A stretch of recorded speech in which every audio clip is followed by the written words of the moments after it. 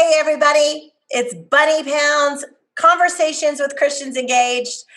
I think this is like episode 40 or 41. As you know, one thing that I never wanted to do in life was be a podcaster, but there are so many important topics and so many conversations that we need to talk about. And this is a big one. We're going to talk about education today. We had a very important conversation with Dr. Craig Engelhardt from East Texas a while back, talking about parents and their responsibilities and decisions as it relates to education. And today I get to talk to State Representative Mays Middleton, who is the chair of the Texas Freedom Caucus and is an expert, yes, I would like to say an expert, on school choice. How are you, Mays? I'm good. I don't know if you'd call me an expert, but it's certainly something near and dear to my heart. Well, I'm going to call you an expert because you're more of an expert than I am. Okay. So just go with it. Okay. But what you need to know about Mays is he's the president of Middleton Oil. He runs, at least back in when your bio was written, 65 wells. Is it more than that now? Non-operated working interest. It's mainly. Okay. Got it. You have a ranching, cattle, and farming operations. You're a previous board member with Texas Public Policy Foundation. You have schools and churches in your heart. You rebuilt a church in Chambers County, and you donated a school in Galveston. You have a bachelor's of art in finance, a doctorate in jurisprudence from the University of Texas, which for those of you who don't know, that's a law degree. And most importantly, you're married to Macy, who is amazing, and you have 4 amazing kids, twin boys, Connor and Christian, Matthew, who's 3, and Martha Ann is your new baby. How are you? I'm great. Our first little girl, she just turned a month old yesterday. Well, congratulations. Thank you. And I'm a girl dad now, so. Woohoo! That's exciting. I'll have to learn as we go. We got 3 boys and a girl. Well, I love talking to you. I remember the first time I met you and you pontificated for like 30 minutes about education in Texas and school choice. So I felt strongly that we needed to have a conversation about this issue because there's a lot of parents around Texas concerned about the education of their children. And it's not just an urban issue. There's issues in rural counties as well. This is a problem that we've got nationwide. How do we educate our children and how do we do it from a biblical worldview? But let's go back. You were running your family's insurance company. You're raising your kids. You're living life. Where did this passion for Texas children and education specifically come from? Give me the genesis of that. I think every child in Texas deserves the opportunity to have an education that fits their unique needs. And one of the problems in the state is we don't have educational freedom and true educational opportunities where, there are 31 states right now, 31 that have some form of school choice. Texas is not one of them. Of course, we have charter schools in the state and, yes, we've fought to expand those. But at the end of the day, what this is really about is thinking about as parents, what would we do for our kids? Would we do anything for them? So this is really about putting more tools on the table for parents to choose from to help their children and give them tools they need to succeed in life and provide that opportunity. And, at the end of the day, the only barrier to not having a good education should never be that it can't be afforded, ever. And unfortunately, we have that barrier in a lot of places. So not every parent can choose to send their child to a private school or homeschool. Not every parent can choose to send their high schooler to community college to take classes. Not every parent can afford to hire a tutor for their child in an area they want them to excel in or their child is excelling in. Not every parent can afford to pay for homeschool curriculum. I mean, these are things that we just don't really have that many tools on the table right now for parents in the state of Texas. And we need to do more as a state to provide educational opportunities, because that's really what this is about. This is about opening the door for children in this state. It's opening the door. It's putting more tools on the table. It's not forcing parents to do anything. It's just giving them a choice. That's all that it is. It's just additional choices for parents for their children. Well, and I know every parent in this state or around America wants their kids to be better or do better than they were, right? To have more opportunity and more opportunity for growth, not just for the American dream, but to be a viable person in society, right? And we've all heard Dr. Ben Carson's amazing story about his mom not even being able to read and her forcing them to do book reports for her that she couldn't even read. It's just an amazing story. And he becomes a surgeon that, is now taking Siamese twins apart and everything else. But what are other conversations you've had with parents? I know parents come in and talk to you all the time in your office. What are some specific stories or conversations that you have that just keep you motivated to work on this issue? Well, Upward Hope Academy is a school in my district. It's in Galveston, and what they do is they take the dropouts and soon to be dropouts of Ball High, and this is 97% low income families. So the children, the families that the moms and dads and sometimes grandmothers or aunts and uncles that are raising these kids are low income, nearly 100%. And these are kids that would not have graduated high school at Ball High. So what they're doing is they're turning a 0% graduation rate into nearly a 97% graduation rate at Upward Hope Academy. Wow. It's all low income kids. Many of them are designated as homeless because they don't have a permanent residence.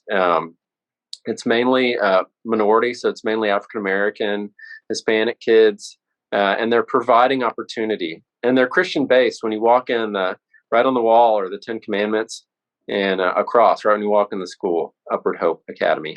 And that's what we need to be doing more of.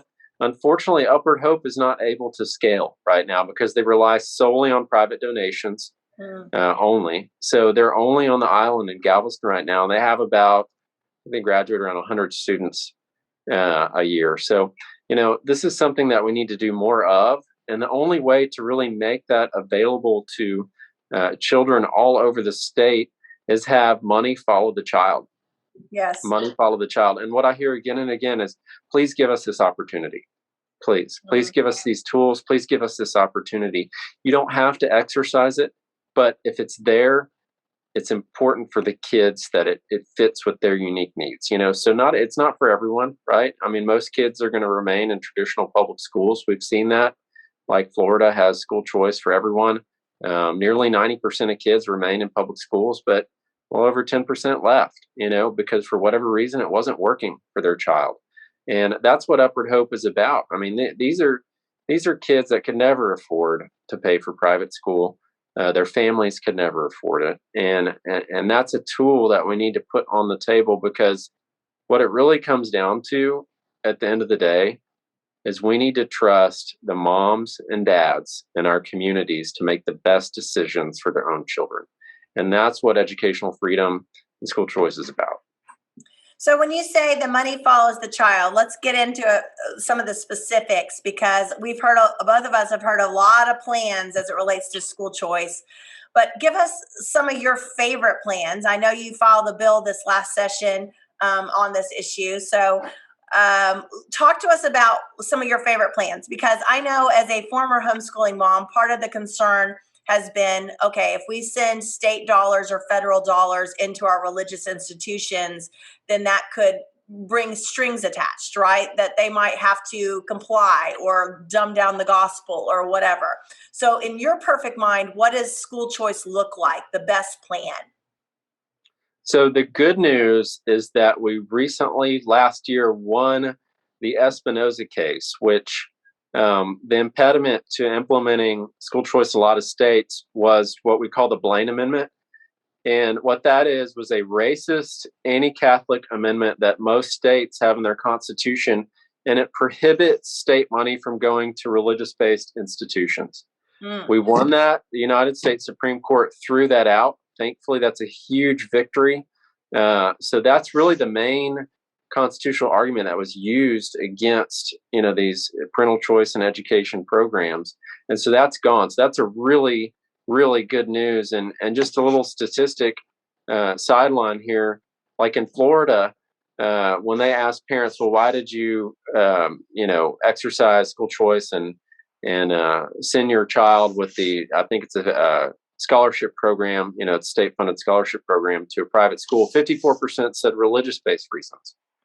That's powerful. The majority said that was very important to them. So that tells you why that victory was so important in front of the United States Supreme Court. But I think one of the really important things that we need to do in Texas is make sure that any type of educational choice program, it really needs to be run, I think, out of the comptroller's office to check for fraud and the normal things that we need to do to make sure there's accountability for taxpayer money and that it's being spent where it's supposed to be spent. So that's a really important part of any educational choice bill, is that program would be run out of our state comptroller's office to check on all the financial accountability aspects that need to happen. But I agree with you on the curriculum and the strings, and we can never allow that.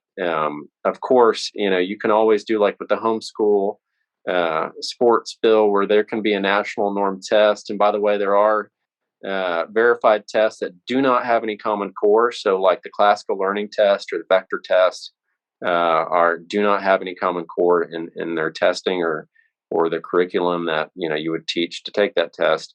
But we do need to make sure that there aren't strings attached.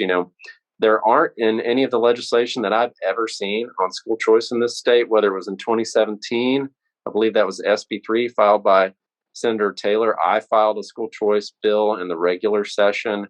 I filed it again in the special, and it doesn't have any. And I know there's a strong commitment from conservatives in the state to make sure those strings aren't attached to reach into any curriculum and tell parents what to teach or not teach, or tell private schools what to teach or not teach. We always must remain vigilant because, I know the main concern is future legislatures. Well, look, I mean, our rights are always in danger from future legislatures. I mean, that literally, we could have homeschool abolished in a future legislature, but we can't say, you know what, we're going to decide for you and take tools off the table for you because of some future danger, right? Because that's kind of the problem with, some of the arguments against school choice is they want to decide for parents to say, no, you can't have that option. We want government to intervene and not pass that bill and say, no, you should not have that tool on the table. I don't agree with that, and I think that's wrong. I think we need to be putting more tools on the table. And at the end of the day, it's about choice. So say something did happen, say they don't like the school, say, some condition happened, you can always withdraw. Right. There's no requirement that you have to do this, and nor should there be. This is always about parents deciding what is best for their own child. And that's what it always comes down to, is that decision for what's best for your child's unique educational needs. And that's really what it's about. And frankly, this helps our special needs kids, kids that are bullied, for example. That's one of the big reasons for changing schools. There's so many reasons why this is a great thing for our state. And that's why I called the school choice bill I filed in the regular session the Upward Hope Academy bill, because it was limited to low-income families. It was a low-income tax credit scholarship. It was actually not a direct allocation of state money. It was a insurance premium tax credit. So in other words, companies could claim an insurance premium tax credit, and then that money would go into a scholarship fund, which was then available to parents, and then they could draw a certain amount from that. And I can talk about the funding on that. So I believe the general goal is that it would be about 60 to 70%, up to 100% of the statewide maintenance and operations spending. So we have this statewide formula of what our public schools are funded, and it would cap that amount at 100% of statewide maintenance and operation. So, and there have been a number of bills over the years. Some were at 60, some were at 80, some were at 90, some percentage where the public schools aren't going to lose any funding. They still get to keep their INS, which is their facilities funding. That's totally separate. And so the amount of scholarship is purely based on the statewide average spending for your average public school student around the state. And then it's not 100% in most cases. It's some percentage, between 90%, somewhere in there. There are a lot of different versions of the bill that have been filed. So that allows some amount to remain, where there's some fixed costs and whatnot that would allow public schools more time to adjust. But there's not going to be some mass exodus. There wasn't in Florida. Right. There wasn't in Arizona when they passed universal school choice. There wasn't in these 31 states. No one's seen that. No one's seen this mass exodus. It's a subset of parents that is just not working for whatever reason for their child, and they want to choose something different. So you know what we need to do? We need to let them. That's a good point, Mays. And at the end of the day, competition is something that we're sometimes afraid of, but it helps every industry, right? If we had more competition in the healthcare industry, what that would look like. And the same thing for education. If there's a little bit of competition, if there's a little bit of, I got to compete for some students, that might be overall very well for the educational system, right? It's not going to neuter the public school systems, is my point. And I've talked to some public school teachers who, have dreamed of one day starting their own school, and teaching how they want to teach. And it's there, but they can't. Either there isn't the funding because the parents in the community could not afford private school tuition. But if you had this, you would have an ability for them to start a new school and be able to attract students where money follows the child, and it would follow to that school, and it would make it possible for these teachers to achieve their dream and start their own school, where you would have teacher-created schools. And that's part of this too. And I've talked to a number of teachers that would love to do this, and this would frankly make it possible, where it's not in most cases right now. That's good. Well, I think we've all seen since the last couple of years the strength of the teachers unions nationally and even within our own state. And at the end of the day, what's the steam? How much steam is gaining nationally and within Texas for school choice? I know Senator Cruz has been out there championing it on the national stage for years and years. But are you seeing, you've been involved in this issue a long time. Do you see it gaining momentum? Where are we nationally and in Texas? What do you think? Sorry to it's gaining a lot of steam nationally. Just the other day, Missouri overrode their governor's veto of a school choice program there. More and more states, especially with the pandemic, a lot of we jumped from about 250,000 kids in Texas to around 750,000 that are homeschooled right now. Wow. People want more flexibility. They want more options. They want more tools on the table, and this is one of them. Everything has changed because of what happened in the pandemic. Everything, including how we teach, and this is just one more tool to allow parents to do something different that works for them and their child's unique needs. And, we've seen in Austin a lot of opposition to educational choice. And unfortunately, it's mainly by the taxpayer funded lobbyists.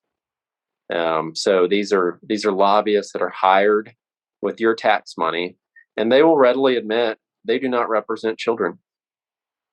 They rarely say the word child, actually. They rarely say what best interest of the child. They talk about, institutions and things like that, and not so much academic outcomes. And, at the end of the day, you have to look in our state constitution. It says a free and public education. That's our commitment. However, the Constitution does not say government run. It just says free and public education. It's good. That's a very good point. Now, you started as an activist on this issue. You started supporting candidates that were supporting school choice. Didn't you kind of get politically into this issue, and then that kind of moved you into your political involvement? What can individuals do to impact the state on this issue? I mean, what are people can individually do that would help their kids and their grandkids and children all over Texas? Well, I think you talk with your state representative and your state senator. I mean, the last time we had a bill pass either chamber was in 2017 when SB3 passed the Texas Senate and died in the Texas House.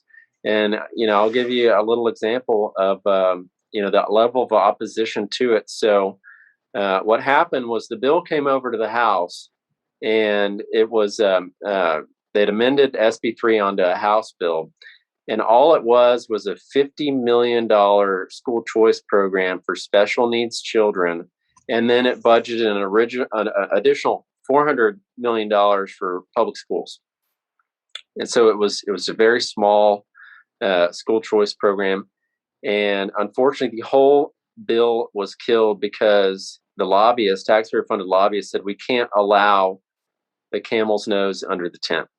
And they're willing to throw out nearly $400 million for traditional public schools because of that $50 million special needs school choice program that allowed parents of special needs children additional tools to really it's high level of needs and unique needs and tutoring and things like that.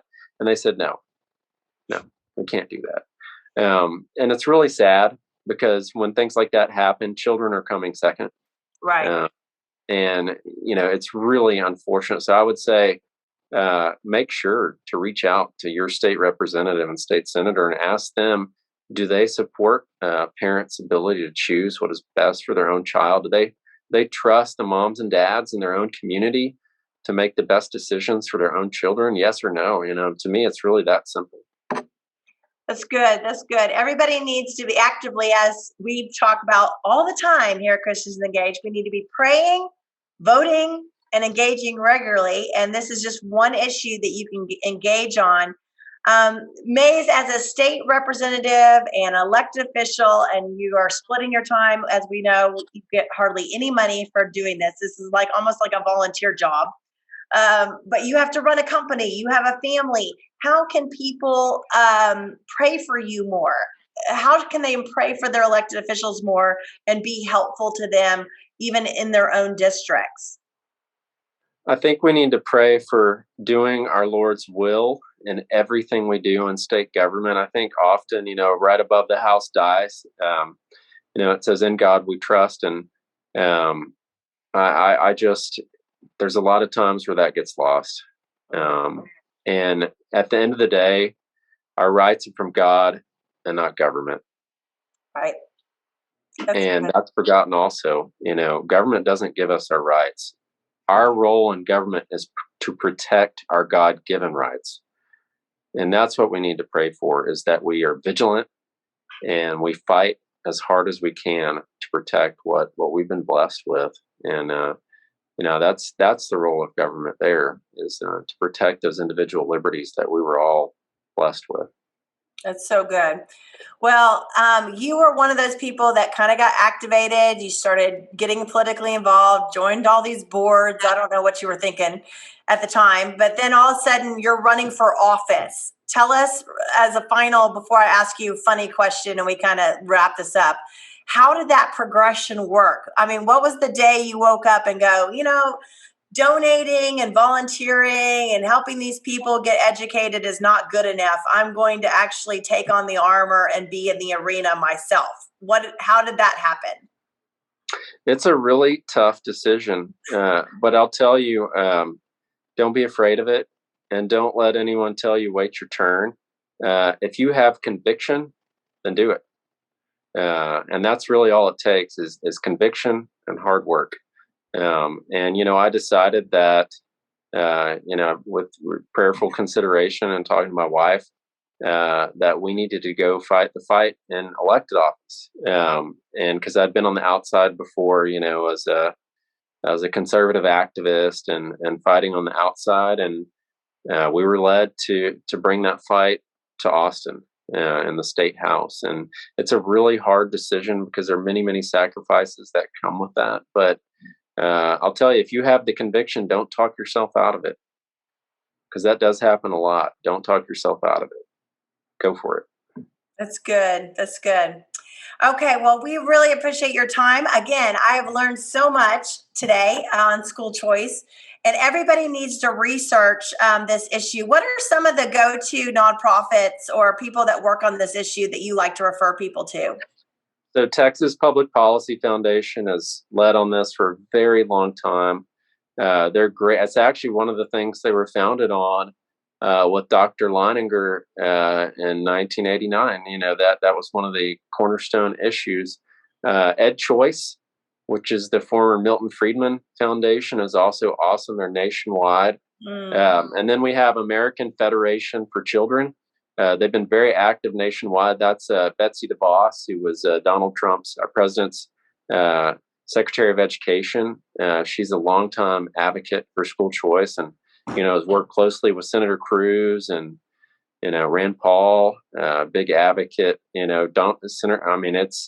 have great advocates all over this country, and President Trump was a huge school choice believer as well. So those are three really key organizations. I know I'm missing some right now, but those are the ones that I've certainly worked with the most and have been very active in Texas. Well, we had Rob Henneke on a few weeks ago too, talking about the role of courts in the law to protect our freedoms, and that was a really good conversation from Rob from Texas Public Policy Foundation. So, well, thank you for joining us today. We really appreciate it. Okay, final question. Favorite sitcom? And it doesn't have to be from now. It could be from the past.